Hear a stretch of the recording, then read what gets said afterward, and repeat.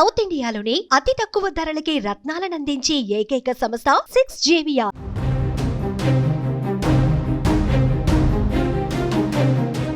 చైనాలో భారీ వరదలు బీభత్సం సృష్టించాయి. అనేక నగరాలు నీట మునిగాయి. కొండ చర్యలు విరిగిపడుతున్నాయి.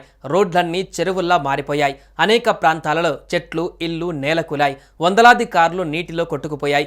దీంతో జనం రోడ్డున పడ్డారు. ఈ వరదల దాటికి కోట్లలో నష్టం వాటిల్లింది.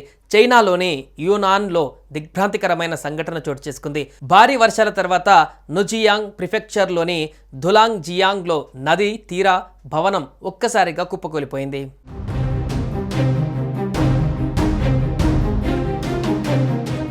ఈశాన్య రాష్ట్రాలలో కురుస్తున్న కుండపోత వర్షాలకు వరదలు పోటెత్తడంతో 25 మంది వరకు మరణించారు. అధికారిక సమాచారం ప్రకారం అస్సాం రాజధాని గౌహతిలో మట్టి కూరుకుపోయి 5గురు చనిపోయారు. అందులో 3 ఒకే కుటుంబానికి చెందినవారు ఉన్నారు. గోలాఘట్, లక్ష్మీపూర్ జిల్లాలలో వరదల కారణంగా మరో 3 మృతి చెందారు. అరుణాచల్ ప్రదేశ్లో ఒక వాహనం వరద నీటిలో కొట్టుకుపోయిన ఘటనలో 7గురు మరణించగా మరో 2 వేరువేరు ఘటనల్లో మునిగి చనిపోయారు. ఈ రాష్ట్రంలో మొత్తం 9 మంది మృతి చెందారు. మిజోరం, త్రిపుర, మేఘాలయ రాష్ట్రాలలో గత 24 గంటలలో 8 మంది మృతి చెందారు. వరదలే దీనికి కారణమని అధికారులు పేర్కొన్నారు.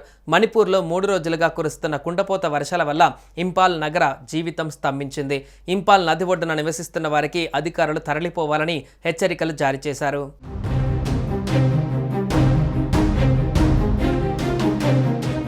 ఉత్తర సిక్కింలో సుమారు 1500 మంది పర్యాటకులు భారీ వర్షాల వల్ల అక్కడే చిక్కుకుపోయారు. మంగన్ జిల్లా తీస్తా నదిలో పర్యాటకులు ప్రయాణిస్తున్న వాహనం పడిపోవడంతో 1 మృతి చెందారు. 2 గాయపడ్డారు. మరో 8 మంది గల్లంతయ్యారు. అస్సాంలో భారీ వర్షాల వల్ల 17 జిల్లాలు ప్రభావితమయ్యాయి. లక్ష్మీపూర్ ఒక్క జిల్లాలోనే ఏకంగా 40,000 మందికి పైగా వరద బాధితులు ఉన్నట్లు తెలుస్తోంది. కాగా వాతావరణ శాఖ మరోసారి భారీ వర్షాలు కురిసే అవకాశం ఉందని హెచ్చరికలు జారీ చేసింది. ప్రస్తుతం వరద సహాయక చర్యలు కొనసాగుతున్నాయి.